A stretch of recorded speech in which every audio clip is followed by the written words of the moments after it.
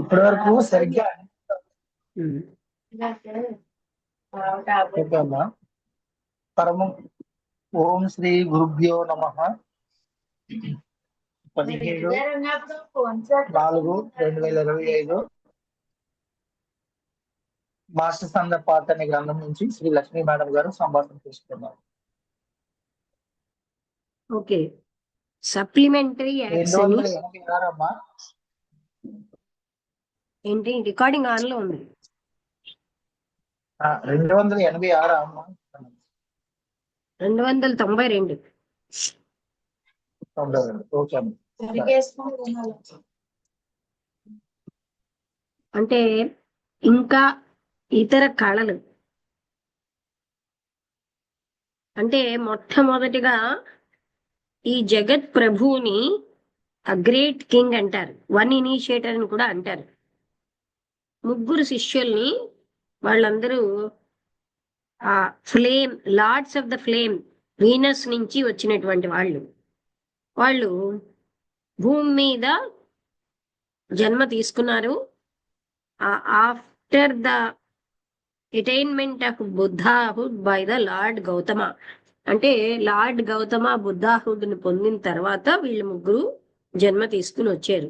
In order that by a very short life spent in travelling over India, అంటే కొంతకాలం ఇండియాలో ప్రయాణిస్తూ ఉండాలని, he might establish there in certain centres of religion called mathas, అంటే ఆయన ఆ భూమి మీద కొన్ని సెంటర్స్ మఠము అన్న పేరుతోటి ఎస్టాబ్లిష్ చేశారు.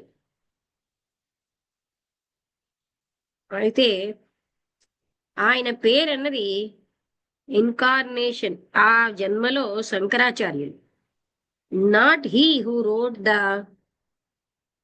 Commentaries but the great founder of his line who lived more than 2000 years ago. 2000 సంవత్సరాల క్రింద శంకరాచార్యులుగా ఆయన వచ్చారు. అంటే ఎవరు? ఈ లార్డ్ గౌతమ, అంటే ఆయన అంటే లార్డ్ ఆఫ్ ఆల్, అంటే శంకర ఇప్పుడు ఏం చెప్పారంటే he might establish there in certain centres of religion called mathas, అంటే ఆయన మఠాసులు. అంటే చెప్పాను కదండి, లార్డ్ గౌతమ బోధిసత్వుడును మైత్రేయిను కొన్ని యుగాలే ఆయా కల్టులకి మాస్టర్ గా జన్మిస్తున్నారు. అందుకని ఈ లార్డ్ గౌతమ ఏమో శంకరాచార్యగా వచ్చారు. ఈ కామెంటరీస్ అవన్నీ రాసిన ఆయన కాదు, but the great founder of his line who lived more than 2000 years ago. 2000 సంవత్సరాల క్రిందనే జీవించారు. శ్రీ శంకరాచార్య ఆయన హిందూ ఫిలాసఫీ యొక్క స్కూల్ స్టార్ట్ చేశారు. హిందూయిజంని సంస్కరించారు, చాలా వరకు కొత్త జీవితాన్ని దాని రూపాల్లోకి ప్రవేశపెట్టారు. ఆయన ఏం చేశారంటే ఎన్నో రకాలైనటువంటి బుద్ధుడి యొక్క టీచింగ్స్ ని ఆయన పోగు చేశారు.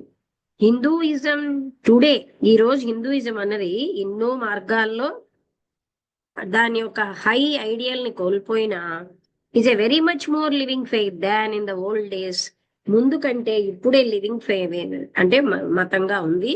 Before the coming of the Buddha రాకముందు, when it had degenerated into a system of formalism, అంటే ఏదైనా మతం కొంతకాలానికి అనుసరిస్తూ ఉంటే అది డీజనరేట్ అయిపోతుంది, అంటే ఏదో ఫార్మాలిజంగా ఫార్మాలిటీస్ తో నిండిపోయినట్టుగా అయింది అంతే. శ్రీ శంకరాచార్య చాలా బాధ్యుడు అనమాట. దేనికి యానిమల్ సాక్రిఫైసెస్ లేకుండా చేశారు. ఆల్దో అలాంటి అన్ని అంటే జంతు బలులు ఇండియాలో ఇంకా ఇవ్వబడుతున్నాయి, వాళ్ళు కొంచెం మందే, అండ్ దోస్ ఆర్ అనే వెరీ స్మాల్ స్కేల్. అలా ఇచ్చేవాళ్ళు చాలా తక్కువ మందే ఉన్నారు. ఇంతే కాకుండా ఆయన యొక్క బోధలు ఫిజికల్ ప్లేన్ లో కూడా, besides his teaching on his physical plane, Shankaracharya కొన్ని రకాలైనటువంటి అక్కల్ట్ వర్క్, అంటే ఆత్మజ్ఞానానికి సంబంధించిన పని చేశారు. హయ్యర్ ప్లేన్స్ ఆఫ్ నేచర్, అంటే ప్రకృతిలో ఉన్న హయ్యర్ ప్లేన్స్ ని ఉద్దేశించి అవి considerable importance to the later life of India. ఇండియాలో మిగతా జీవితానికి అవన్నీ చాలా ప్రాముఖ్యత సంతరించుకున్నది. సెకండ్ సప్లిమెంటరీ, రెండోది ఏంటి అంటే undertaken by the lord Gautama. రెండోది లార్డ్ గౌతమ. ఆయన హయ్యర్ వర్క్ కి డివోట్ అవ్వకుండా ఆయన ఆయన జగత్తుతోటి తన యొక్క సక్సెసర్ ని ఆయన రీచ్ అవ్వడానికి, అంటే తన తర్వాత when necessary, so that his advice and help can still be obtained in any great emergency. అంటే ఆయన తర్వాత వచ్చిన వాళ్ళకి సహాయపడడానికి ఆయన ఏ ఎమర్జెన్సీలోనైనా తన సహాయం ఇవ్వడానికి వీలుగా ఉంచుకున్నాడు lord Gautama. Any great emergency. అంతేకాకుండా ఆయన ఈ జగత్తుకి ప్రతి సంవత్సరము కింద ఆ తన డెత్ యానివర్సరీ, చనిపోయిన రోజు ఒక బ్లెస్సింగ్స్ యొక్క ప్రవాహం అది ప్రవహింపజేస్తారు. ఈ పుస్తకంలోనే మనకు వచ్చింది. లార్డ్ గౌతమ ఆ వైశాఖ పూర్ణిమ నాడు అక్కడ హిమాలయాస్ లో ఆస్ట్రల్ బాడీతో వాళ్ళందరూ మహర్షులందరూ కలిసి ఆయన యొక్క ఆశీర్వచనం అన్నది ఒక వరదలాగా అందరిపైకి వస్తుంది. ఇప్పటికీ అది జరుగుతుంది. మరొక యాక్ట్ ఏంటంటే అదే గౌతమ అన్నది స్పెషల్ టైప్ ఆఫ్, ఆయన ఏం చేస్తారు, లార్డ్ బుద్ధ ఆయనకు ఒక స్పెషల్ టైప్ ఆఫ్ కోర్స్ ఉంది. ఆయన బ్లెస్సింగ్స్ ని జగత్తుకి ఇచ్చినప్పుడు ఆయన ఆశీర్వచనం అన్నది ఒక ప్రత్యేకమైనటువంటి అద్భుతమైన విషయం. ఎందుకంటే ఆయన అథారిటీ గాని పొజిషన్ గాని, Buddha has access to planes of nature, అంటే నేచర్ లో ఉన్న ప్లేన్స్ అన్నిటికీ ఆయన అందుబాటులో ఉంటాడు. అవన్నీ కూడా మన రీచ్ కి అతీతంగా ఉంటాయి. అందుకని ఆయన మన లెవెల్కి కూడా ఆయన రాగలరు. ఆ ఫోర్సెస్ అన్ని ఆ ప్లేన్స్ కి సంబంధించి పెక్యూలియర్ గా ఉంటాయి. ఈ మీడియా కాకుండా బుద్ధాకి అవి లేకపోతే ఆ ఫోర్సెస్ కి ఉపయోగం లేదు భౌతికమైన ప్లేన్ లో. వాటి వైబ్రేషన్స్ అన్ని కూడా ఎంతో అద్భుతంగా, నమ్మలేనంత త్వరితంగా ఉంటాయి. అవన్నీ కూడా unsensed at any level we can reach, అంటే వాటిని మనం ఎప్పుడు పోల్చుకోలేము అనమాట. And we should never even know of their existence. అసలు వీళ్ళందరూ ఉన్నారు అన్నది కూడా మనకు తెలియదు. అంటే వాళ్ళు ఇవన్నీ చేస్తారు కానీ గుర్తింపు అక్కర్లేదు. అలాగా వాళ్ళ యొక్క ఆశీర్వచనం, వాళ్ళ యొక్క శక్తి, ప్రేమ, ఆనందం అన్ని మన మీదకి ప్రసరింప చేయబడుతూ ఉంటాయి.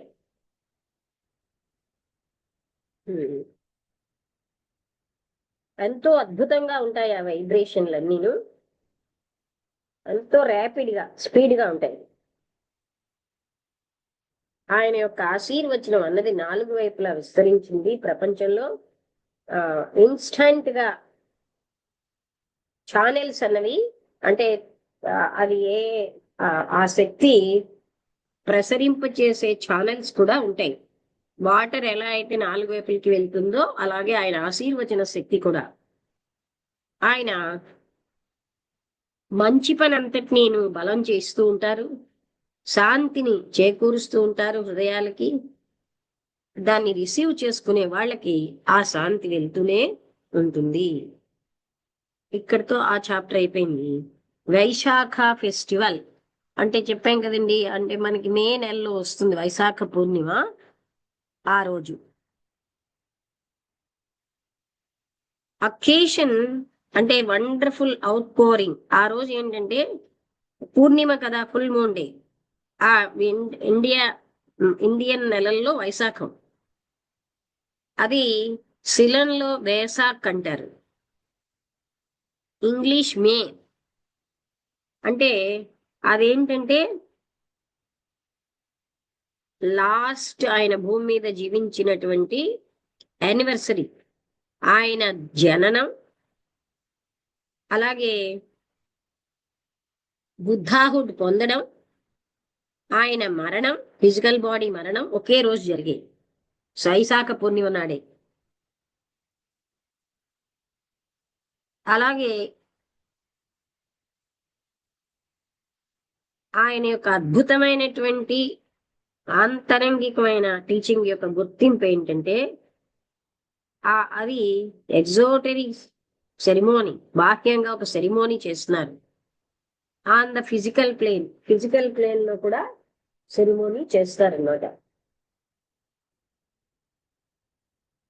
at which the Lord actually shows himself in the presence of a crowd of ordinary pilgrims. సామాన్యమైన పిలిగ్రిమ్స్ అందరికీ ఆయన తన ప్రెజెన్స్ చూపిస్తారు. ఆయన తనంతట తాను చేసిన, లేకపోతే పిలిగ్రిమ్స్ కి ఐఎమ్ నాట్ సర్టెన్, నేను నిశ్చయంగా లేను, వాళ్ళందరూ కూడా ఆయనకు సాష్టాంగ పడతారు. ఆ క్షణంలో ఆయన కనబడగానే. అయితే ఈ ప్రాస్ట్రేషన్ అన్నది, అంటే ఎలాగా ప్రాస్ట్రేషన్ అంటే సాష్టాంగ పడ్డం, అంటే ఇమిటేట్ చేస్తున్నట్టుగా పరమగురువులు అండ్ దేర్ ప్యూపుల్స్, అంటే పరమగురువుల శిష్యులు పరమగురువులకు సాష్టాంగం చేసినట్టుగా వీళ్ళు చేస్తారట.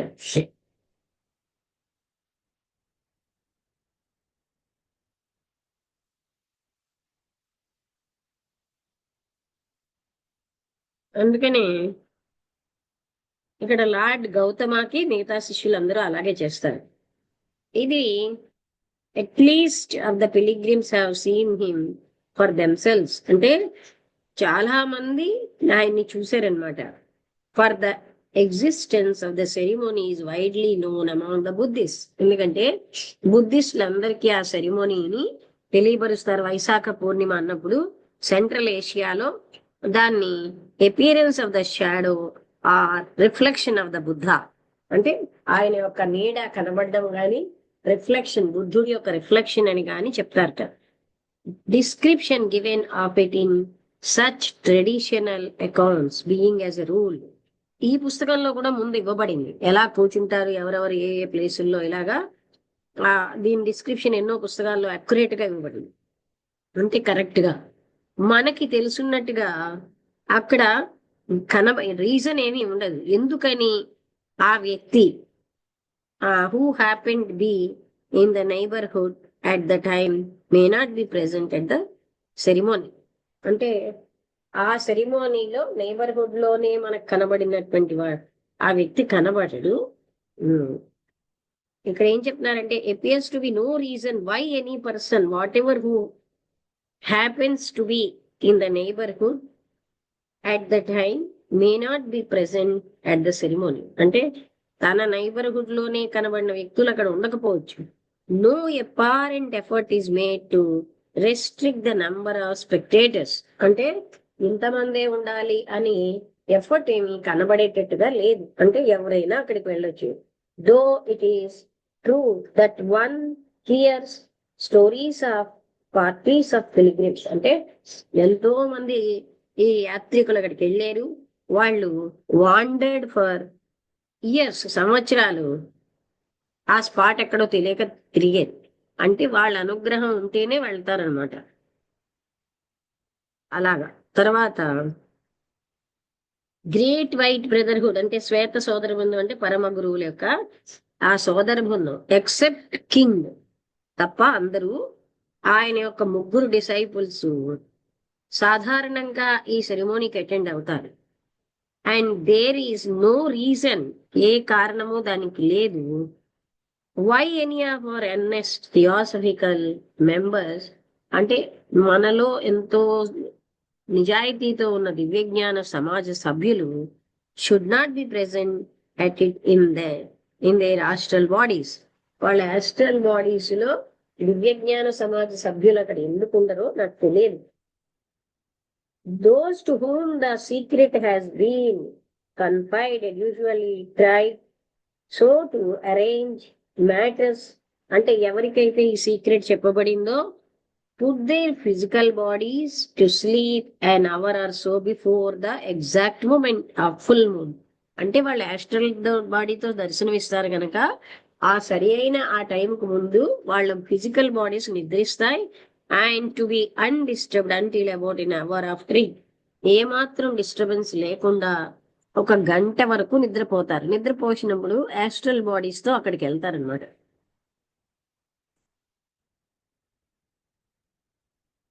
అయితే ఆ ప్లేస్ సెలెక్ట్ చేసింది ఒక చిన్న పీఠం లాంటిది, అంటే పీఠం. దాని చుట్టూరా చిన్న చిన్న కొండలు, అలాగే నా పశ్చిమ దిశగా హిమాలయాస్ ఉంటాయి. అంటే చాలా దూరంగా కాకుండా Nepal, perhaps about 400 miles west of the city of Lhasa. ఈ లాసా అన్న సిటీలో 400 మైళ్ళు పశ్చిమ దిశగా వెళ్తే అక్కడ నేపాల్. ఈ చిన్న చిన్న ఈ మైదానాలు రఫ్లీ ఒబ్లాంగ్ ఇన్ షేప్, పొడుగ్గా అంటే ఓవల్ షేప్ లో ఉంటాయి. It's length being perhaps a mile, ఒక మైల్ పొడుగు ఉంటాయట. హాఫ్ అండ్ ఇట్స్ బ్రెడ్, అంటే మైలున్నర పొడుగుంటే వెడల్పేమో అంతకంటే తక్కువ ఉంటుంది. అక్కడ ఉన్న స్లోప్స్ గ్రౌండ్ మీద ఉన్నవి కొంచెంగా సౌత్ టు నార్త్ వంగి ఉన్నాయి. అవి చాలా వరకు ఏమీ లేకుండా ఉంటాయి, రాళ్లతో ఉంటాయి. కానీ కొన్ని చోట్ల కోర్స్గా ఉన్నటువంటి గడ్డితో కవర్ అయ్యాయి, రఫ్ గా ఉన్నాయి. స్క్రబ్బీ వెజిటేషన్ అంటే అలాంటిది ఏవేవో మొక్కలవి పెరిగి ఉన్నాయి.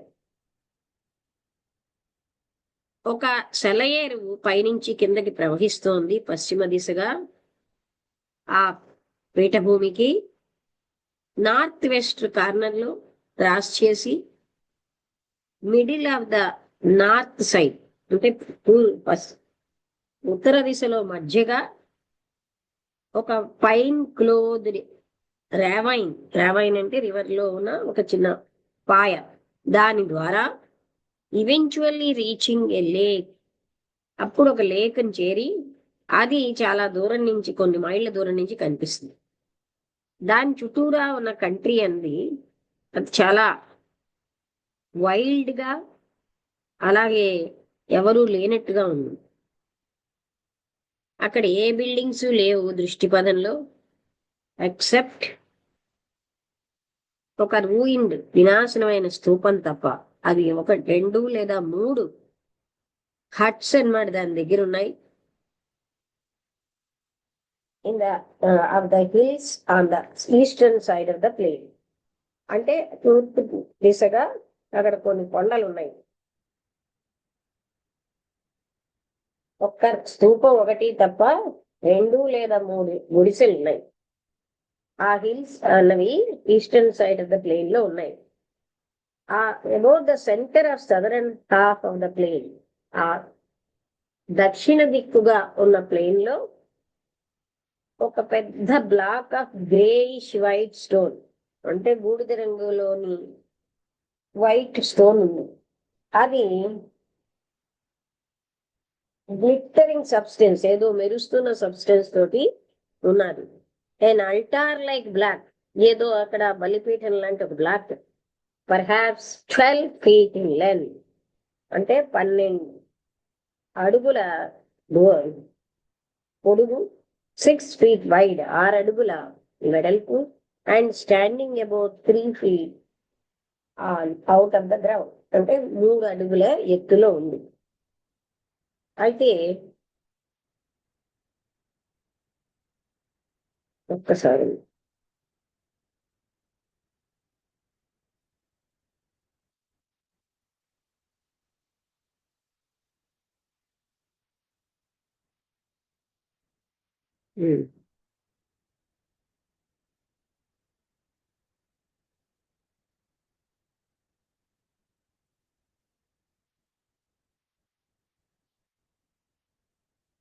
all members of the Great White Brotherhood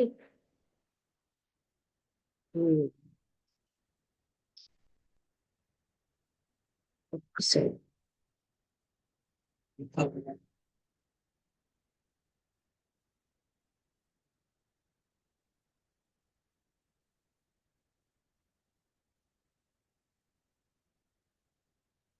about the centre of the southern half అంటే ఆ దక్షిణ దిశలో ఆ ప్లేన్ కి హాఫ్ లో ఒక huge black of greyish white stone ఉంది. అంటే బూడిద రంగులోని తెల్లగాను ఉన్న స్టోన్. అది 12 అడుగుల పొడుగు, 6 అడుగుల వెడల్పుతో 3 అడుగులు గ్రౌండ్ మీద ఎత్తుతో ఉంది. అయితే on his materialization, center of the circle, all the adepts and initiates bow gravely. అంటే అక్కడ ఆ సెంటర్ ఆఫ్ ద సర్కిల్ లో అందరూ అంటే దీక్షాపరులు అయిన పరమాగురువులు వాళ్ళు అక్కడ దగ్గరగా కూర్చున్నారు. ఏదో ఒక రకమైన వర్స్ అక్కడ అందరూ ఉచ్చరిస్తున్నారు. దాని తర్వాత స్టిల్ ఇంటోనింగ్ వర్సెస్ అంటే ఒకేలాగా వాడుతున్నవి. తర్వాత అంతర్గతమైన రింగ్స్ 8 పార్ట్స్ గా విడగొట్టబడ్డాయి. అంటే వాళ్ళందరూ ఏ విధాలుగా కూర్చుంటారో అది చెప్పారు. స్టిల్ ఇన్ అంటే form a cross with in the outer circle. Outer circle లో క్రాస్ లాగా ఏర్పడతారు. Lord Maitreya will remaining at the centre. Centre లో లార్డ్ మైత్రేయ ఉంటాడు అనమాట. At the next moment of ఈ స్టేట్లీ రిచువల్ అంటే ఈ రిచువల్స్ అన్ని అయిపోయాక ఆ క్రాస్ ఏంటంటే ఒక ట్రయాంగిల్ అయిపోతుంది. Lord Maitreya moving forward so as to stand at. అప్పుడు లార్డ్ మైత్రేయ అక్కడికి నడుస్తాడు. The apex and there four close to the అంటే ఆయన so as to stand its apex అంటే అక్కడ and there four close to the altar stone. Altar stone కి దగ్గరగా అంటే ఏదైతే మనం అల్టార్ అంటున్నామో దాని మీద ఓపెన్ స్పేస్ లో లెఫ్ట్ భాగంలో గోల్డెన్ బౌల్ ఉంటుంది. Lord Maitreya reverently lays the rod of power. ఆయన తన పవర్ ని గౌరవార్థం అక్కడ పెట్టేస్తాడు. ఆయన వెనకాల ఒక సర్కిల్ అన్నమాట. అది ఒక మారిపోతుంది ఇన్వాల్వ్డ్ కర్వ్డ్ ఫిగర్ గా. అందువల్ల all are facing the altar. అందరూ కూడా ఆ అల్టార్ అంటే ఆ బలిపీఠం లాంటిదని ఫేస్ చేస్తున్నారు. At the next change the curved figure becomes a reversed triangle. అంతకుముందు నా కర్వ్డ్ ఫిగర్ ఇప్పుడు మంచి గౌరవప్రదమైన ట్రయాంగిల్ త్రిభుజం లాగా అయిపోతుంది. దాని వలన మనకేంటంటే ఒక representation of the well known sign of T. అంటే ఇంతకు ముందు టీ లాంటి సైన్ తో టీలా కనబడుతుంది, టీ అక్షరం లాగా. The theosophical society though without its encircling snake అంటే దాని చుట్టూరా ఒక స్నేక్ ఉంటుంది, అది లేకుండా అంటారు. ఈ ఫిగర్ ఏంటంటే పరిష్కరిస్తుంది into the 5-pointed star. The lord Maitreya అంటే 5-pointed స్టార్ ని పోలింది. లార్డ్ మైత్రేయ బీయింగ్ స్టిల్ ఆయన నిశ్చలంగా ఉంటున్నారు కనుక at the southern point nearest the altar stone and the other great officials Chauhans at the 5 points where the lines intersect. అంటే ఇక్కడ ఎవరెవరు ఉన్నారు? తర్వాత లార్డ్ మైత్రేయ తర్వాత ఈ లైన్లు ఒకదాన్ని ఒకటి ఖండించుకున్నప్పుడు చౌహాన్స్ వచ్చి ఉంటారు.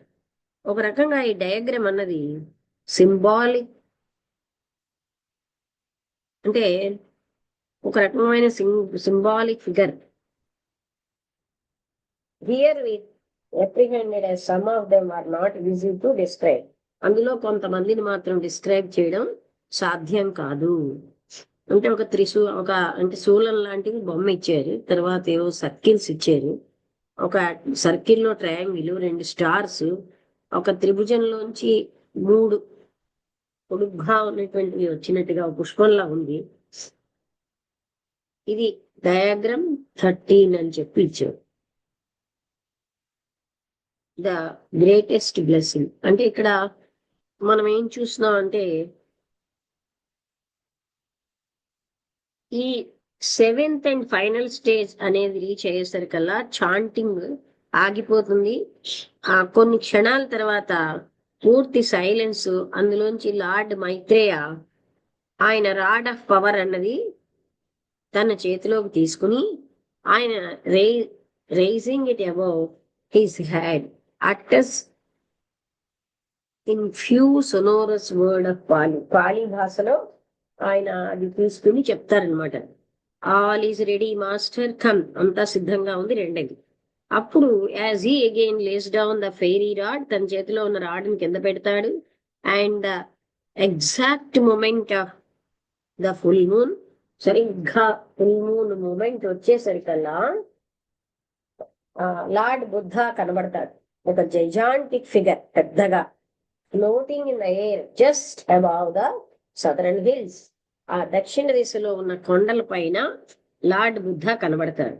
అక్కడ బ్రదర్హుడ్ లో ఉన్న మెంబర్స్ అందరూ ఆయన తల వంచి నమస్కరించి ఆ చేతులతోటిను అండ్ మల్టిట్యూడ్ బిహైండ్ వాళ్ళ వెనకాల ఉన్న వాళ్ళందరూ ఆయనకి నమస్కరిస్తారు.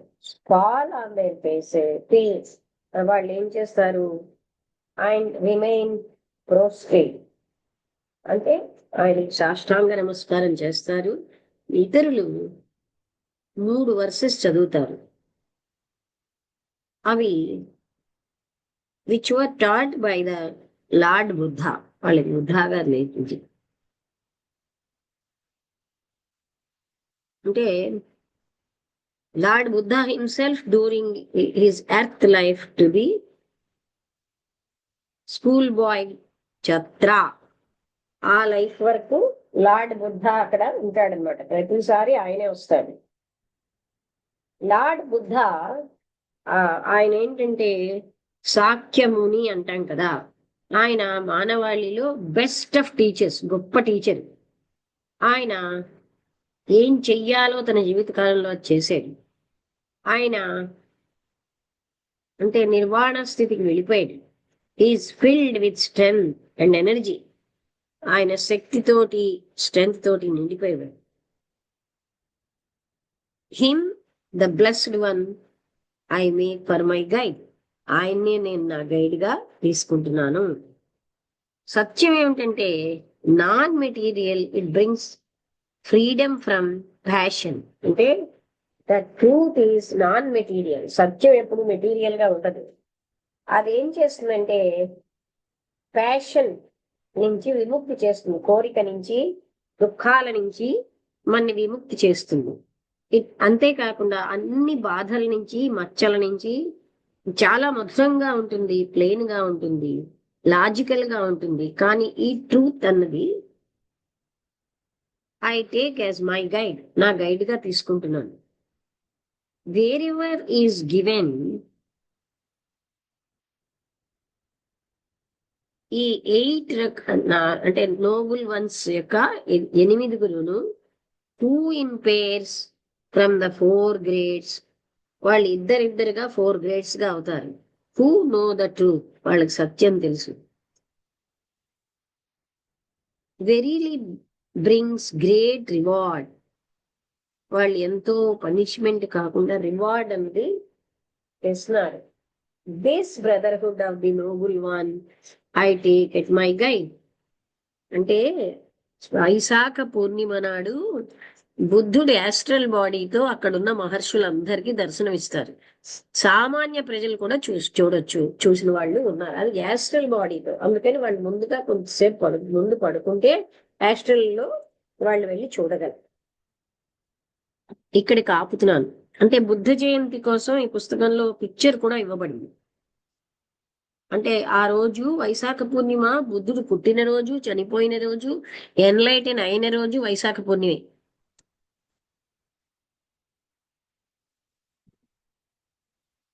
ఓకే, అంటే ఇందులో మనకి హిమాలయాస్ లో ఒక ప్లేస్ వర్ణించారు కదా, అలాంటి ఒక పీఠభూమి మీద అందరూ కూర్చుంటారు. బుద్ధుడు తన టైం కల్లా వస్తాడనమాట. వాళ్ళకి ఆశీర్వచన బలాన్ని ఆశీర్వచనాన్ని వర్షంలా కురిపిస్తారంటుంది.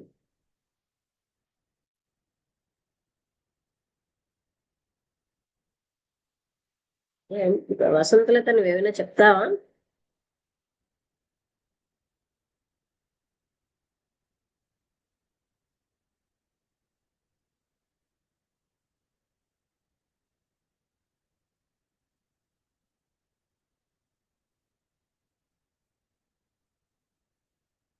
వసంతలత, ఇంకెవరైనా ఏమైనా మాట్లాడతారా? మళ్ళీ నువ్వేమైనా మాట్లాడతావమ్మా?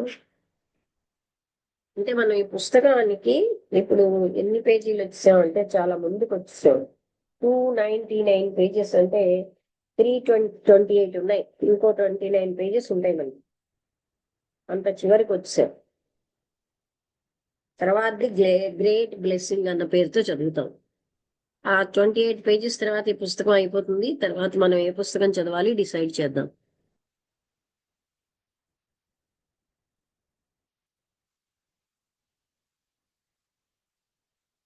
ఎవరైనా ఏమైనా డౌట్స్ అడగడం కానీ, లేకపోతే మీకు తెలుసున్నది చెప్పడం కానీ, ఇంటరాక్షన్. వసంతలత ఉన్నావా? వసంతలత లెఫ్ట్. మేడం గారు లేరమ్మా.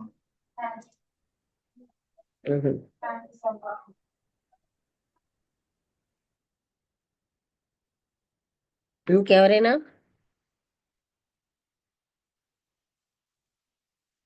అంటే ఇందులో మనకి మొదట్లోని అలా చెప్పండి. మళ్ళీ మాట్లాడతా. యాస్ట్రల్లో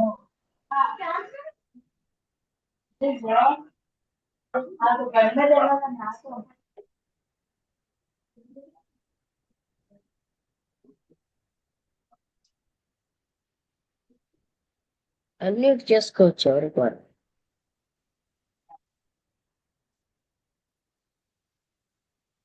రమణ, మీరు ఏమైనా చెప్తున్నారా? అవునమ్మా, అంటే యాస్ట్రల్లో ప్రయాణం చేస్తారు కదా, వాళ్ళు యాస్ట్రల్లో నుంచి అక్కడ ప్రయాణం చేసి అంటే కాసేపు ఉన్న తర్వాత ఇదంతా బుద్ధ పౌర్ణమి రోజు నాడు, వైశాఖ పౌర్ణమి రోజు నాడు జరిగిన సంఘటన కదమ్మా అది మొత్తం. వైశాఖ పూర్ణిమ. వైశాఖ పౌర్ణమి రోజు నాడు అదే దాన్ని బుద్ధ పూర్ణిమ బుద్ధుడు అంటారు. ఆ పుట్టినరోజు. రోజు బుద్ధుడు ఈ పుస్తకంలో ఒక పేజ్ ఉంటుందన్నమాట. అందరూ కూర్చుంటారు ఎవరెవరి ప్లేసుల్లో వాళ్ళకి నిర్దేశించిన దాంట్లో. బుద్ధుడు దర్శనం ఇస్తాడు, ఆయన ఆశీర్వచనాన్ని పంపిస్తాడు అని. అంటే యాస్ట్రల్ లెవెల్లో ఇంకా మాటలు ఉండవు, అది మాటలకు అతీతమైంది పొందుతారు. ఓకే అమ్మా.